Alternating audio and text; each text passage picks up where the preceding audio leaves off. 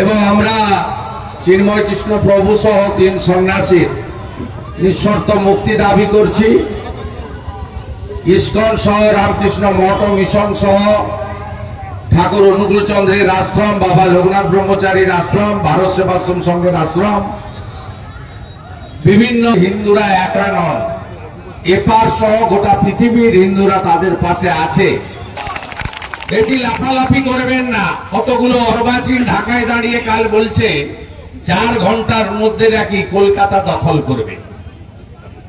ওই লোকগুলো কোন স্কুল কলেজে পড়েছে বলে জানা নেই আমার, বিজ্ঞানের ন্যূনতম ধ্যান ধারণা আছে বলে জানা নাই, কতগুলো মাদ্রাসাতে পড়েছে, ওই জন্য ঢাকা থেকে ওই ধরনের কথাবার্তা বলছে।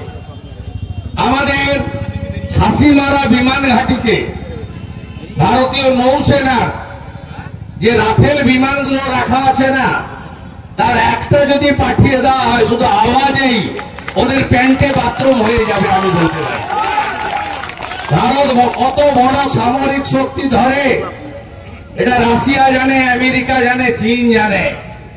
ভারত থেকে পেঁয়াজ আর আলু না গেলে যাদের খাওয়া জোটে না, ওদের নুন তৈরি হয় কাঁচা নুন, যেমন দাদন পত্র বাড়ি তৈরি হতো, আয়োডিনটা পাঠাতে হয় ভারতকে, তারপরে পরিশুদ্ধ নুন তৈরি হয়। আমরা ওদের উপর নির্ভর করি না।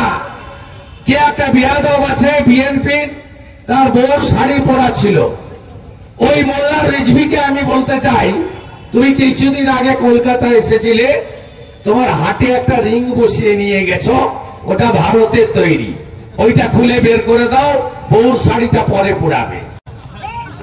এরা আমাদের উপর নির্ভর করে।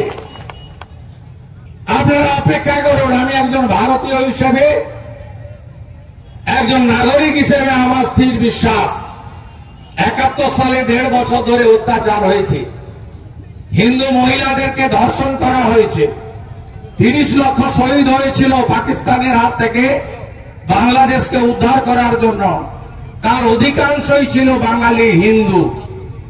30,000 ভারতীয় সেনা শহীদ হয়েছে, আমাদের হাজার হাজার বিএসএফ এর জওয়ান শহীদ হয়েছে, তারপরে বাংলাদেশ তৈরি হয়েছে। 1.5 বছর ধরে অত্যাচার করেছিল।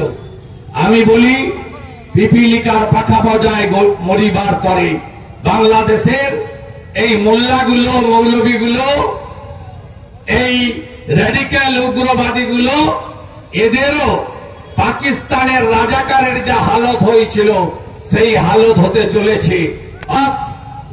ভারত পৃথিবীর অন্যতম শক্তিশালী দেশ, এবং আমাদের বিশ্বাস হিন্দুত্বের জয়গান গেয়ে আমেরিকায় যিনি রাষ্ট্রপতি ভোটে জিতেছেন, সব হিন্দুরা যাকে ভোট দিয়েছেন নির্বাচনে, সেই ডোনাল্ড ট্রাম্প এবং ভারত সহ মানবতাবাদী দেশগুলি ঐক্যবদ্ধ হয়ে এই মৌলবাদ, জঙ্গিবাদ, এই র্যাডিক্যাল ফোর্সের বিরুদ্ধে কঠিন এবং কঠোরতম ব্যবস্থা নেবে।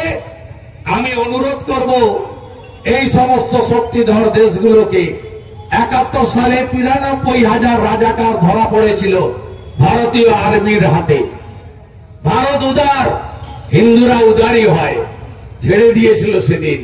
এবার যদি ওরা ধরা পড়ে, ওরা যে ভাষায় কথা বললে সন্তুষ্ট হয়, সেই ভাষায় উত্তর দেওয়ার আমি আশা রেখে আমি আমার কথা শেষ করলাম।